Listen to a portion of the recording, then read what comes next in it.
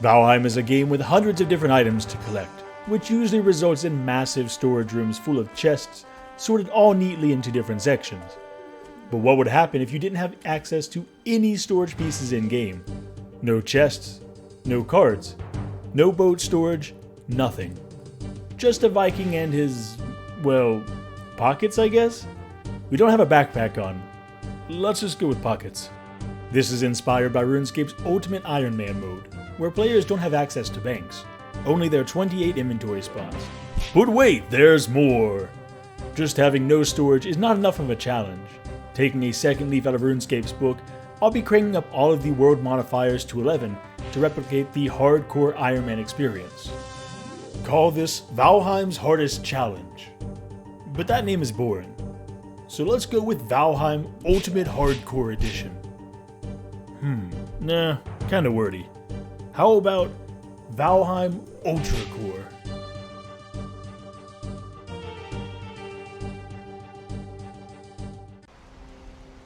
Hey everyone, and welcome to Valheim Ultracore. I'm currently flying into a brand new world with a brand new character, Erik Neitiznot. And as I said in the intro, I have cranked up all the settings to the hardest options. So let's take a look at exactly how hard this challenge is going to be. In the top left, you can see the world modifiers I'll be playing with. Combat is on very hard, death penalty is on hardcore, raids happen much more often, and fire hazards and no map are both turned on. As we land here to get started on this new playthrough, I'll be using the first bit of time to discuss what these world modifiers do and mean for the playthrough. But first, we want to know where Eikthyr is located. And since no map is on, using the Vegversiers is the only method to generally find out which direction a boss is in. And with that done, let's head in that direction and dive into the modifiers. First up is combat. On very hard, all enemies receive a damage buff of 100%, a 20% increase to speed and size, and there's a 40% higher chance to spawn enemies at higher levels. At the same time, players get a 30% debuff to damage output, meaning we hit like a wet noodle while the enemies all hit like trucks. Next is death penalty. On hardcore, dying essentially means a full reset for your character. No gravestones spawn, meaning that all gear and inventory are completely erased. At the same time, all stats are set back to their starting values as well. Dying means essentially starting the challenge over, outside of whatever house and war progress I have made. Third, and potentially most worrying, is raids. On the much more setting, there is a 66.6% chance of a raid occurring every 13.8 minutes. Building base defenses is going to be absolutely critical in my survival. Fire hazards mean that campfires, bonfires, and the like can spread across wood pieces, certain ground items, and terrain. I could easily lose my entire base if I'm not careful with my fire placement. And last, but certainly not least, is no map. It does exactly what it says. I have no access to a map, which means I'll have to navigate with my own sense of direction. Something that will get extremely hard when I start using boats. Finding bosses will also be extremely hard with only directions to go off of. With all that out of the way, Erik Neitiznot is primed to face this daunting challenge. So let's collect some resources.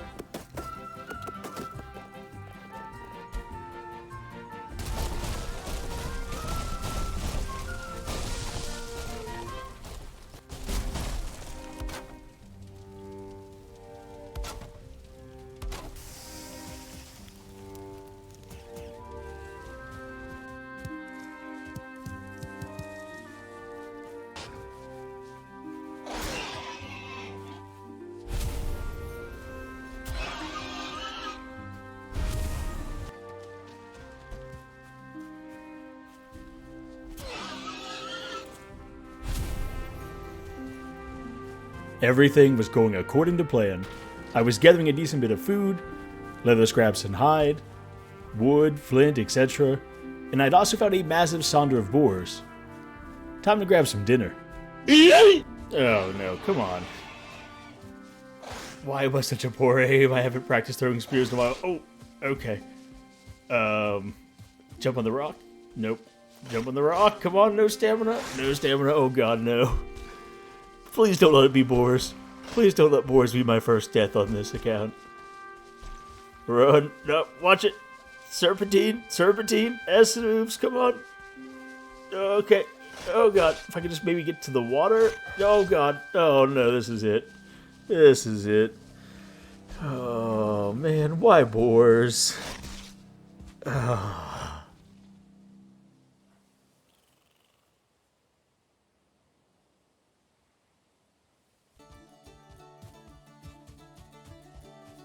Death is going to be an inevitable part of this playthrough, and I think dying this early on was going to help remind me to be more careful in the future, and to think about my actions before I do something, right? Right? Definitely gonna work that way, right? Anyways, with that death, I was put back to the start and forced to go through many of these same steps I had already done, with the exception of building a house, luckily. However, I was now without any armor and any food, and I needed to fix that ASAP. Otherwise, the hordes of wild necks were going to bring me down. No, seriously. Check out this massive horde of necks. Wait, what's the collective term for necks? A horde? A group? I don't know. I'm gonna go with a thickness of necks. Just kind of feels right to me. Either way, it's what's for dinner tonight. And for dessert, a big helping of revenge. I went back to that runestone and I made those boars pay for what they did to me. I might have been just a bit upset with them. But with that out of the way, everything felt right in the world again, and I could focus on gearing up for Eikthyr. Or so I thought. Eikthyr had other plans for me, sending his minions of the forest to attack me. It was my first raid. However, boars and necks are both scared of fire, so they didn't do much besides running away. I easily dispatched of his forces and set my eyes on the final upgrades for my setup before facing Eikthyr. Bones. Bones do spawn in the meadows and the grave-like structures, but they are few and far between. If I wanted bones, there was one place that had them in large quantities. The Black Forest. Now, I usually don't like going to biomes early in this game. I think it kind of ruins the progression of things and makes things feel kind of trivial sometimes. However, bones are available in the meadows, so I feel like it's alright. Upon entering the Black Forest, I was greeted by one of the locals with a show of affection, and after thanking him for his hospitality, I ran into a massive group of locals looking to earn my thanks as well. Afterwards, I luckily found a crypt right off the bat. And yes, I know I should be using a club here, but I have limited inventory space, and it was already almost full. Carrying multiple weapons around is not going to help that situation.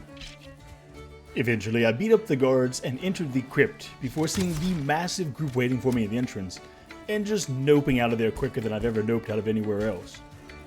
From running around the meadows and killing those guards, I had 11 bones now, and that was going to be more than enough for Eikthyr. No need to risk my life.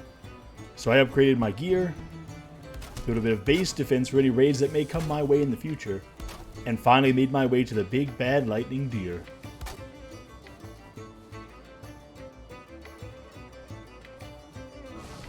Alright, here we go. First boss fight. I mean, it's still Eikthyr, so I don't foresee too much of an issue. But you never know. One of the wrong arrows. Love it.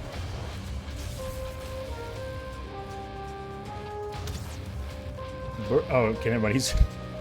He's already dying. I mean, it's Eikthyr. I don't know why I got so worked up on Eikthyr.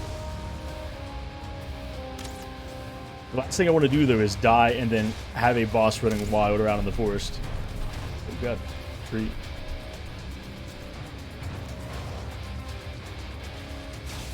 Oh! Wait a second. The fire arrows also leave fire damage on the ground. That's actually dangerous. Can that set me on fire? I don't really want to find... Oh, yes, it can, because it just set him on fire. Oh, man. Okay, did not realize that was a thing. Oh, that was an accident. But we learned something important.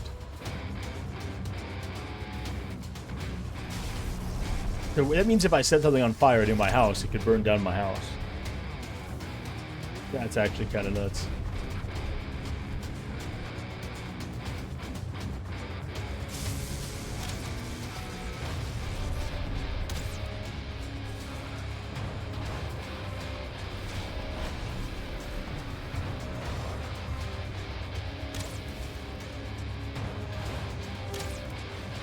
Oop.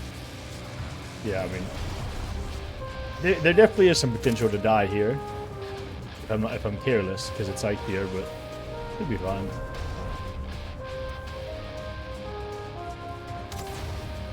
Watch out, buddy. Give me your antlers.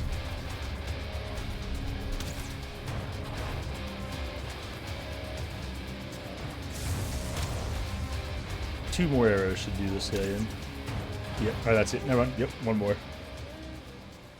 Alright. Easy peasy boss fight. Give me those antlers.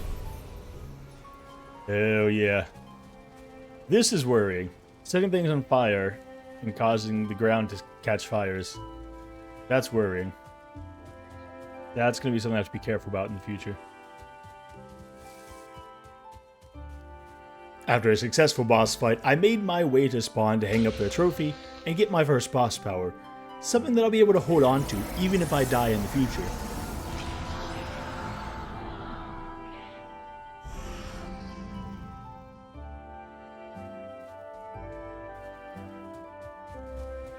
I then made my way home to repair all my gear and craft some antler pickaxes, which were going to be extremely useful as I entered the Black Forest looking for some gear upgrades in the next episode.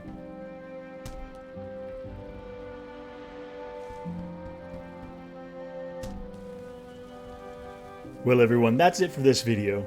It's a bit on the shorter side, but it is the Meadows in Eikthyr. The real challenge starts in the next episode where I'll be facing the much stronger enemies in the Black Forest. If you enjoyed, drop a like and don't forget to subscribe if you're not already. If you're a fan of Valheim, you're not going to want to miss watching me torture myself with the hardest challenge I've ever seen in this game. For now, I'll leave you with a bit of a teaser for episode 2. See you all in the next one. Bye.